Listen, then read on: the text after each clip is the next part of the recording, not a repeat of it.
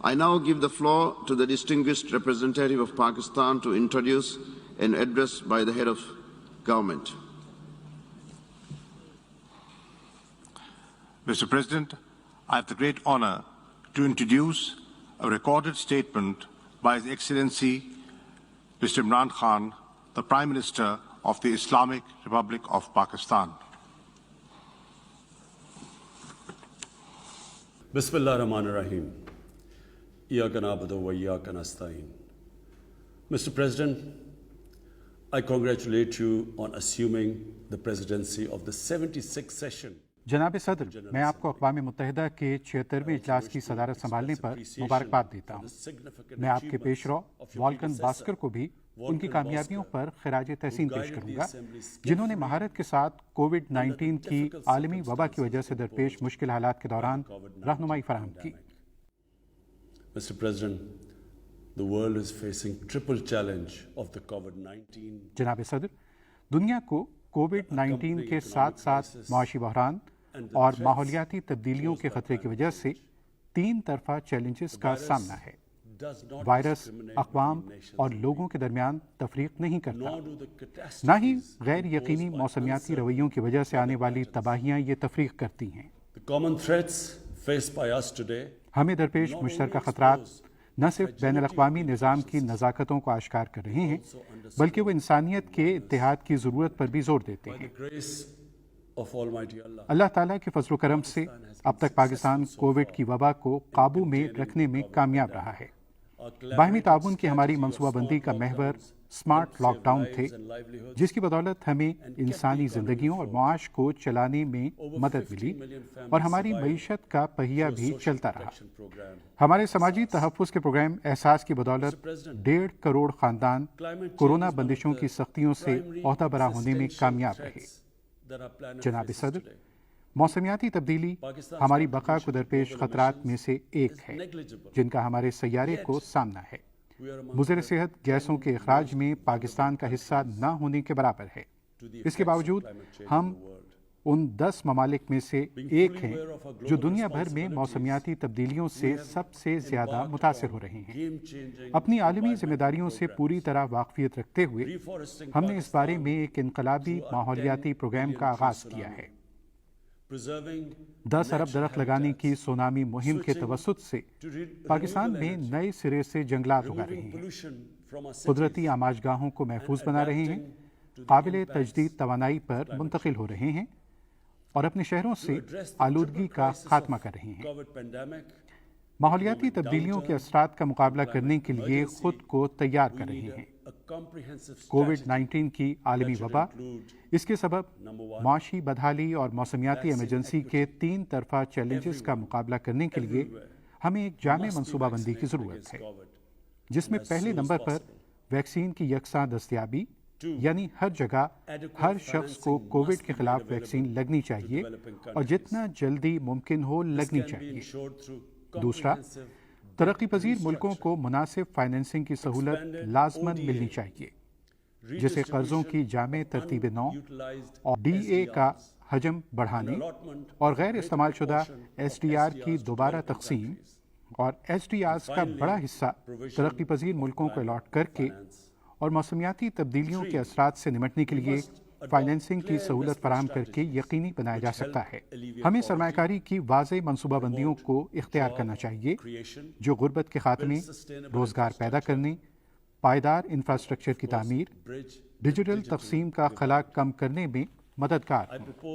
मैं तजवीज़ दूंगा कि सेक्रेटरी जनरल 2025 में पायदार तरक्की के अहदाफ SDG के लिए सरबराह इजलास बुलाएं, जिसमें पायदार तरक्की के अहदाफ का दोबारा जायजा लिया जाए और इन पर अमल दरामद के लिए काम की रफ्तार तेज की जाए। Because of the plunder of the developing world by their corrupt ruling elites, जनाब सदर, तरक्की पजीर ममालिक की बदउनवान हाकिम अशराफिया की लूटमार की वजह से अमीर और गरीब मुल्कों के दरमियान फर्क खतरनाक रफ्तार से बढ़ रहा है। मैं इस प्लेटफॉर्म से दुनिया की तवज्जो दौलत की तरक्की पजीर मुल्कों से नाजायज उड़ान की जानिब मबजूल कराता आया हूँ। Secretary General's high-level panel of financial accountability, transparency and integrity, secretary general के اعلیٰ سطح پینل برائے مالیاتی احتساب، شفافیت اور مکمل دیانتداری جسے فیکٹ آئی کہا جاتا ہے نے یہ حساب لگایا ہے کہ 7,000 ارب ڈالر کے خطیر چوری شدہ اثاثے محفوظ مالیاتی پناہ گاہوں میں چھپائے گئے ہیں۔ اس منظم چوری اور اثاثوں کی غیر قانونی منتقلی کے ترقی پذیر ملکوں پر دوررس منفی اثرات پڑے ہیں اور اس عمل سے ان کو دستیاب معمولی وسائل کی حالت مزید پتلی ہوتی جاتی ہے اور غربت کی سطح میں بھی تیزی سے اضافہ ہوتا ہے، خاص طور پر جب منی لانڈرنگ کے ذریعے مال ملک سے باہر لے جایا جاتا ہے تو اس کے نتیجے میں ان ملکوں کی کرنسی پر دباؤ پڑتا ہے اور اس کی قدر میں بھی کمی واقع ہوتی ہے۔ موجودہ رفتار سے جبکہ فیکٹ آئی پینل نے اندازہ لگایا ہے کہ ہر سال 1,000 ارب ڈالر ترقی پذیر ملکوں سے نکال لیے جاتے ہیں، نتیجتاً تلاش معاش کے لیے امیر ملکوں کی جانب ہجرت کرنے والوں کا ایک بہت بڑا سیلاب آئے گا۔ جو کچھ ایسٹ انڈیا کمپنی نے بھارت کے ساتھ کیا وہی کچھ ترقی پذیر ملکوں کے ساتھ ان کی بدعنوان اشرافیہ کر رہی ہے۔ وہ دولت لوٹ رہے ہیں اور اسے امیر ملکوں کے دارالحکومتوں اور ٹیکس کی جنتوں میں منتقل کر رہے ہیں۔ جناب صدر، ترقی یافتہ ملکوں سے چوری شدہ اثاثوں کی واپسی غریب قوموں کے لیے ناممکن ہے۔ امیر ملکوں کے لیے نہ کوئی کشش ہے اور نہ ہی کوئی مجبوری کہ وہ یہ غیر قانونی طور پر کمائی ہوئی دولت واپس لوٹائیں۔ غیر قانونی طور پر حاصل شدہ یہ دولت ترقی پذیر ملکوں کے عوام کی ملکیت ہے۔ میں دیکھ سکتا ہوں کہ مستقبل قریب میں ایک وقت آئے گا کہ جب امیر ملکوں کو ان غریب ملکوں سے معاش کے لیے بڑی تعداد میں ہجرت کرنے والوں کو روکنے کے لیے دیواریں تعمیر کرنا پڑ جائیں گی۔ مجھے خوف ہے کہ غربت کے سمندر میں چند امیر جزیرے ویسے ہی ایک عالمی آفت کی شکل اختیار کر لیں گے جیسا کہ موسمیاتی تبدیلی نے کی ہے۔ لہٰذا جنرل اسمبلی کو ٹھوس اقدامات کرنا ہوں گے تاکہ پریشانی اور اخلاقی تضادات کا باعث بننے والی اس صورتحال سے عہدہ برا ہوا جا سکے۔ غیر قانونی دولت کے لیے موجود ان جنتوں کا نام لے کر انہیں شرمندہ کرنے کی ضرورت ہے اور ایک جامع قانونی فریم ورک تشکیل دیا جائے جس سے دولت کی غیر قانونی اڑان کو روکا جائے اور اس دولت کو واپس لوٹایا جائے۔ اس انتہائی بڑی معاشی ناانصافی کے خاتمے کے لیے انقلابی اقدامات کی ضرورت ہے۔ کم سے کم سیکرٹری جنرل کے فیکٹ آئی پینل کی سفارشات پر پوری طرح عمل کیا جانا چاہیے۔ جناب صدر، اسلاموفوبیا ایک اور ایسا خوفناک رجحان ہے جس کا ہم سب کو مل کر مقابلہ کرنا ہے۔ 9/11 کے دہشت گردی کے حملے کے بعد سے کچھ حلقوں کی جانب سے دہشت گردی کو اسلام سے جوڑا جاتا رہا ہے۔ اس سے دائیں بازو کے خوفناک اور پرتشدد قومیت پرستی کے رجحانات میں اضافہ ہوا جس کے سبب انتہا پسند اور دہشت گرد گروہ مسلمانوں کو نشانہ بنا رہے ہیں۔ جنرل اسمبلی کی عالمی دہشت گردی کے خلاف پیش بندی نے ان ابھرتے ہوئے خطرات کو تسلیم کیا ہے۔ ہمیں امید ہے کہ سیکرٹری جنرل کی رپورٹ ان اسلام مخالف رجحانات اور دائیں بازو کے انتہا پسندوں کی جانب سے پیدا کردہ دہشت گردی کے نئے خطرات کا احاطہ کرے گی۔ میں سیکرٹری جنرل سے اپیل کرتا ہوں کہ وہ اسلاموفوبیا کا تدارک کرنے کے لیے بین الاقوامی مکالمہ شروع کروائیں۔ ساتھ ہی ہمیں بین المذاہب ہم آہنگی کے فروغ کے لیے متوازی کوششیں جاری رکھنی چاہیے۔ جناب صدر، اس وقت اسلاموفوبیا کی سب سے خوفناک اور بھیانک شکل بھارت میں پنجے گاڑے ہوئے ہے۔ فاشسٹ RSS BJP حکومت کی جانب سے پھیلائے گئے نفرت سے بھرے ہندوتوا نظریات نے بھارت میں بسنے والے 20 کروڑ سے زائد مسلمانوں کے خلاف خوف اور تشدد کی ایک لہر جاری کر رکھی ہے۔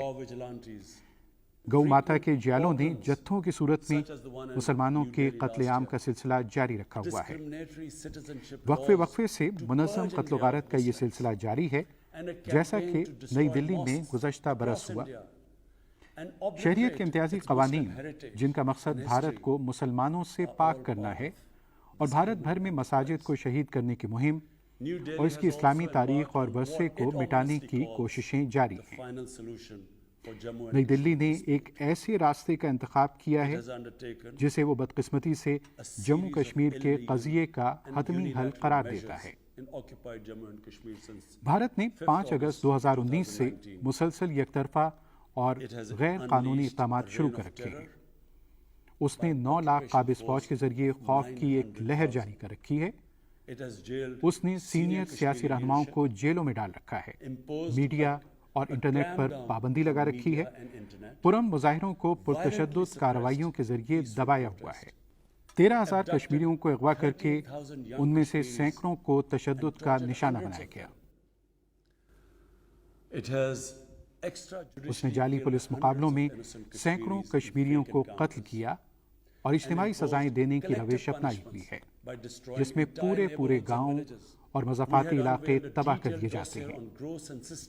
हाल ही में हमने एक तफसीली डोजियर जारी किया है जिसमें मुनज़्ज़म और बड़े पैमाने पर इंसानी हुकूक की खिलाफ वर्जियों की निशानदही की गई है।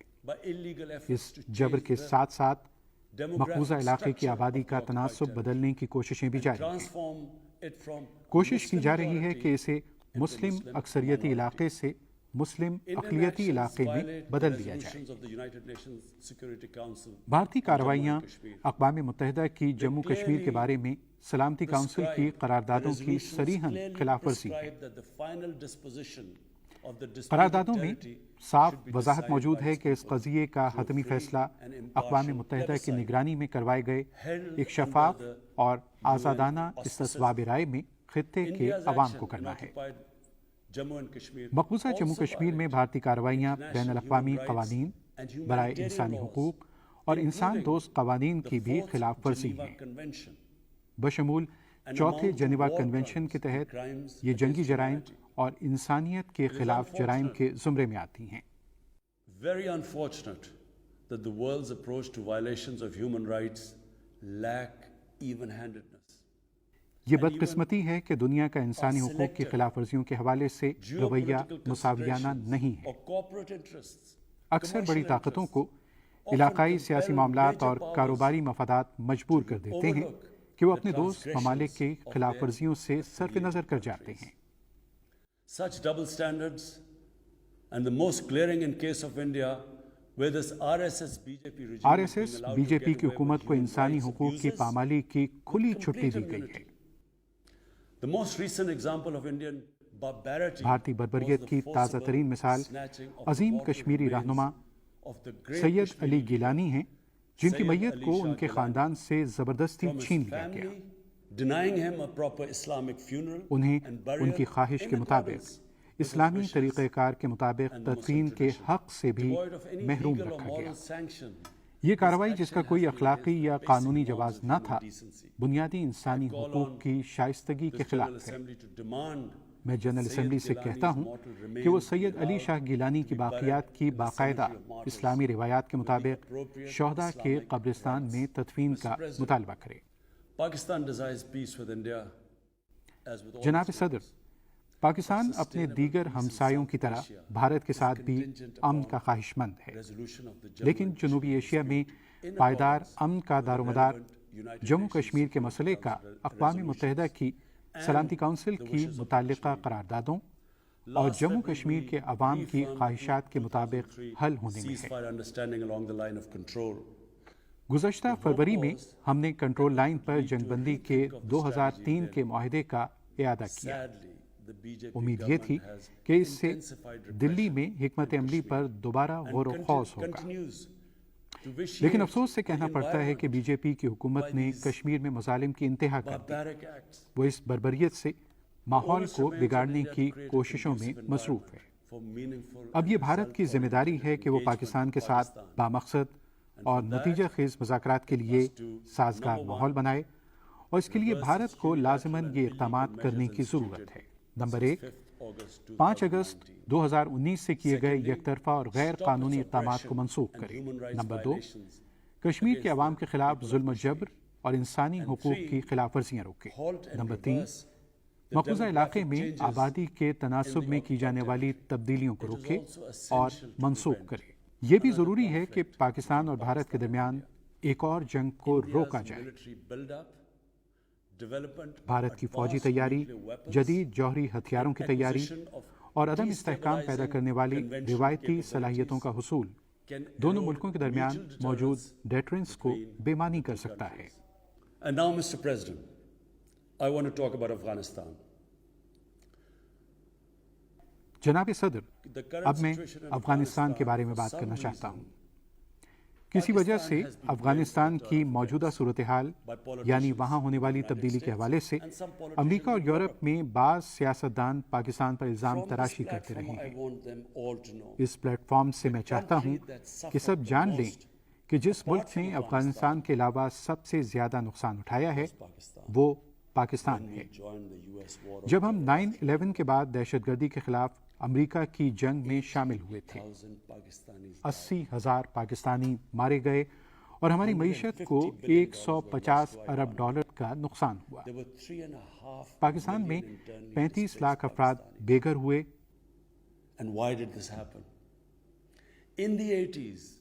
और ये क्यों हुआ? 80 की दिहाई में अफगानिस्तान पर गैर मुल्की कब्जे के खिलाफ जंग में पाकिस्तान सफ़े अव्वल में था। Pakistan and the United States trained mujahideen groups to fight for the liberation of Afghanistan. Pakistan और अमेरिका ने अफगानिस्तान की आज़ादी के लिए मुजाहिदीन को तरबियत दी। दुनिया भर से मुजाहिदीन ग्रुपों, अफगान मुजाहिदीन और अलकायदा को हीरो समझा जाता था। President Ronald Reagan invited them to White House in 1983. अमेरिकी सदर रोनाल्ड रेगन ने 1983 में उनको व्हाइट हाउस में दावत दी। एक न्यूज़ रिपोर्ट के मुताबिक उन्होंने इनका मवाजना अमेरिका के बानियों के साथ किया था। वो हीरो थे। 1989 में सोवियत यूनियन अफगानिस्तान से चला गया और इसी तरह अमेरिकी भी अफगानिस्तान को छोड़ गए। पाकिस्तान को 50 लाख अफगान पनाह गुज़ीनों के साथ तन्हा छोड़ दिया गया। हमारे यहाँ मजहबी फ़िरका परस्ती फैलाने वाले अस्करी ग्रुप्स आ गए जिनका पहले कोई वजूद न था। बदतरीन सूरत हाल उस वक्त पैदा हुई जब 1 साल बाद अमेरिका ने पाकिस्तान पर पाबंदियां आयद कर दी।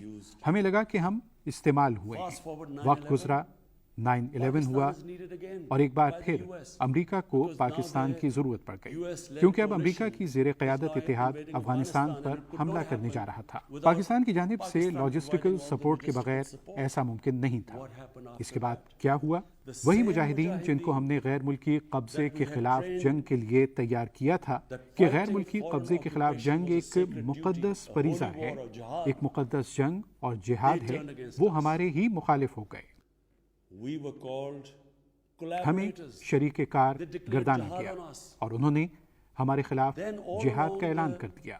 फिर अफगानिस्तान के साथ मुल्हिका सरहद के कबायली इलाके में जो पाकिस्तान का जुज़वी तौर पर खुद मुख्तार इलाका था और जहां हमारी आज़ादी के वक्त से कोई फ़ौज तैनात नहीं की गई थी, उनकी अफगान तालिबान के साथ बहुत ज़्यादा हमदर्दी थी।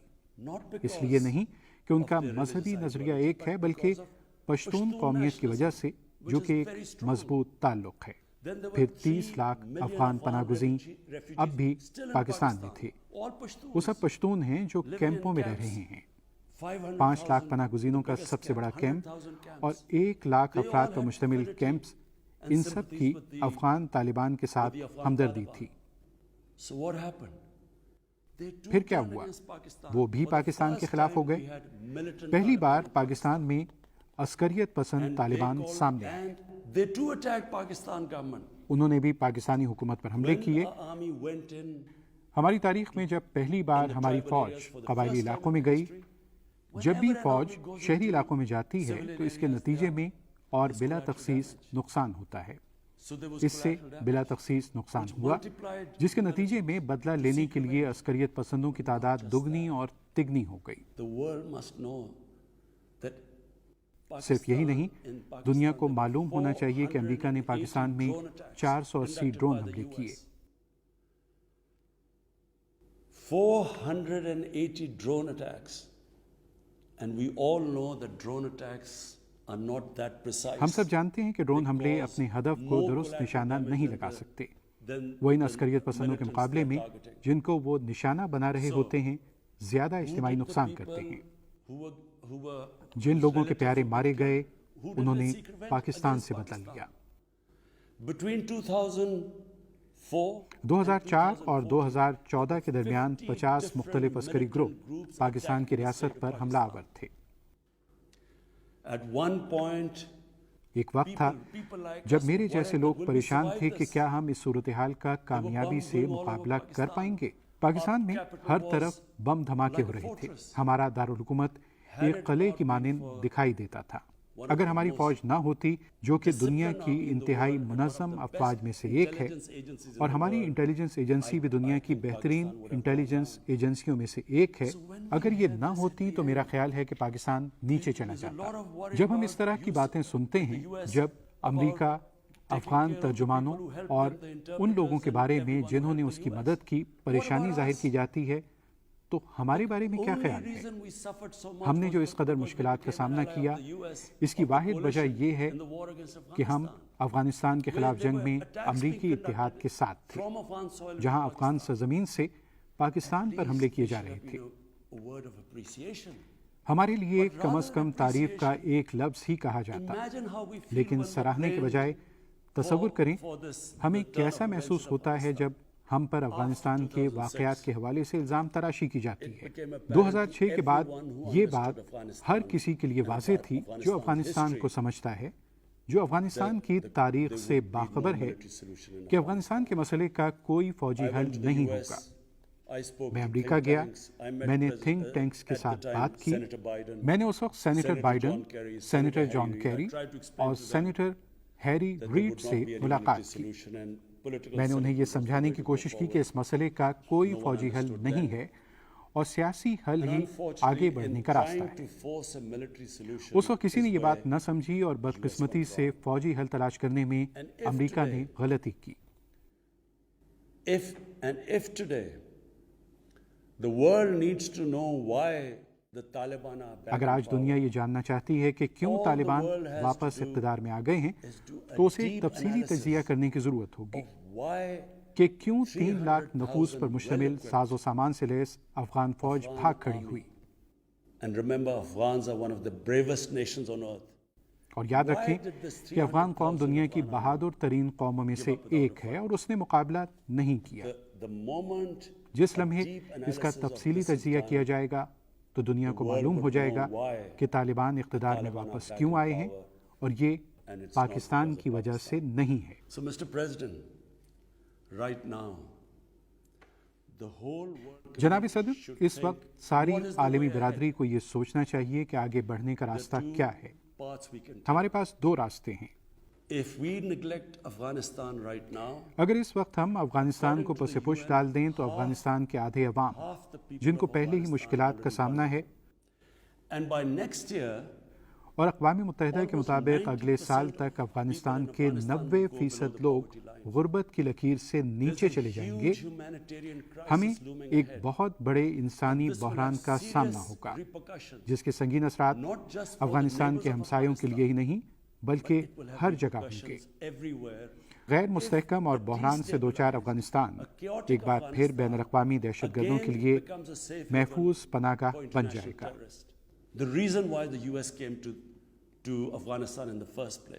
पहली बात यह है कि अमेरिका अफगानिस्तान में क्यों आया था। इसलिए आगे जाने का एक ही रास्ता है कि हम अफगान अवाम की खातिर लाजमी तौर पर मौजूदा हुकूमत को मुस्तहकम करें। तालिबान ने क्या वादा किया था? वो इंसानी हुकूक का एहतराम करेंगे, वो एक मखलूत हुकूमत बनाएंगे, वो अपनी सरजमीन को दहशत गर्दों को इस्तेमाल करने नहीं देंगे, और उन्होंने मुआफ़ी का ऐलान किया।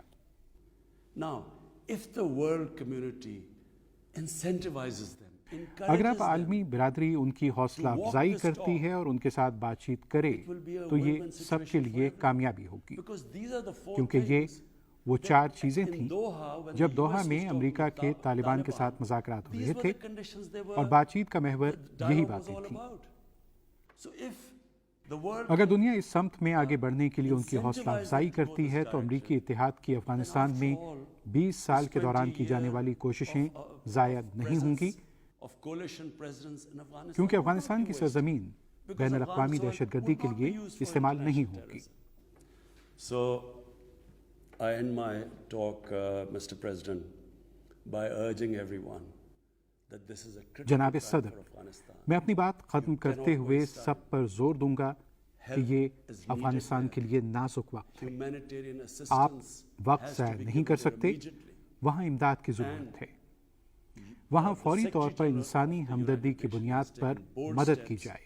عالمی برادری کو اس مقصد کے لیے متحرک کریں۔ Thank you.